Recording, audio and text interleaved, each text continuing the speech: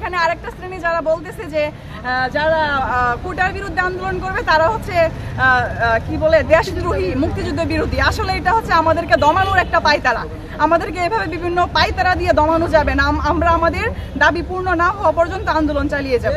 আমরা আগে থেকেই বলেছি যে এটা আমাদের কোটা বিরোধী কোনো আন্দোলন নয়। এটা হচ্ছে আমরা চাচ্ছি যে কোটা সংস্কার হোক। কেমন সংস্কার?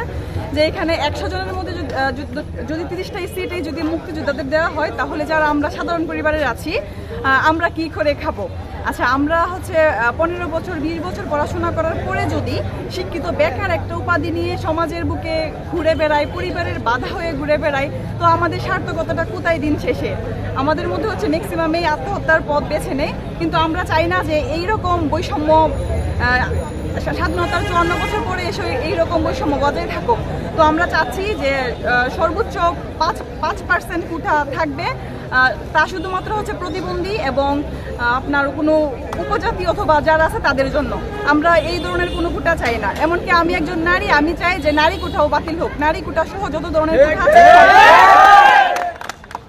আর আমাদের দাবি একটাই, আমরা এক দফা এক দাবি নিয়ে মাঠে নেমেছি। আমাদের দাবি যেই পর্যন্ত পূরণ না হবে আমরা সেই পর্যন্ত মাঠে থাকবো।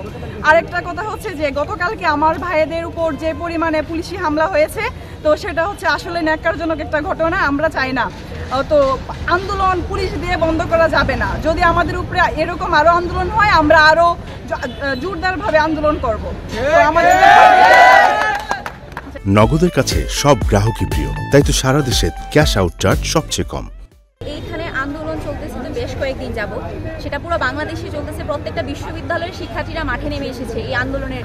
আমাদের একটাই কথা যে আমরা বৈষম্য চাই না। আমার এই স্বাধীন বাংলায় আমরা বৈষম্য চাই না। আমরা একটা সার্বভৌম দেশে আছি, সেইখানে কেন বৈষম্যের জায়গা থাকবে? আমরা স্বাধীন যেহেতু হয়েছি, আমাদের এই ছাত্র আন্দোলনের মাধ্যমেই আমাদের দেশের অনেকগুলো মুক্তির বিষয় এসেছে। আমরা ভাষা আন্দোলন থেকে শুরু করে, আমরা মুক্তিযুদ্ধ থেকে শুরু করে আমাদের ছাত্র সমাজ সবসময় এগিয়ে থেকেছে। তো এই পর্যায়ে এসে যখন আমার দেশের নানা বিশ্ববিদ্যালয়ের এক ভাইকে তাদের পুলিশরা মারধর করেছে, তাদের আন্দোলনে বাধা দিয়েছে, এই অধিকার তাদের কেউ দেয়নি। এই দেশ আমারও, এই দেশ সবার।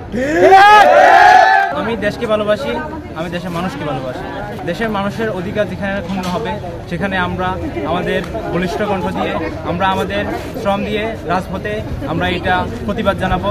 আমরা আমাদের এবং আমাদের সামনের ভবিষ্যতের যে অনাগত ভবিষ্যৎ যে হুমকির মুখে পড়তেছে, এই হুমকি থেকে আমরা এই ভবিষ্যৎ এবং আমাকে সুরক্ষা করতে চাই এবং যে দেশে যে বৈষম্য শুরু হচ্ছে, বৈষম্য এখনই রুখার সময়। কারণ এই বৈষম্য যদি আমরা এখন থেকে প্রশ্রয় দিই তাহলে ভবিষ্যতে এটা আরো দিন দিন বাড়তে থাকবে। তখন হচ্ছে আমাদের আর বলার থাকবে না।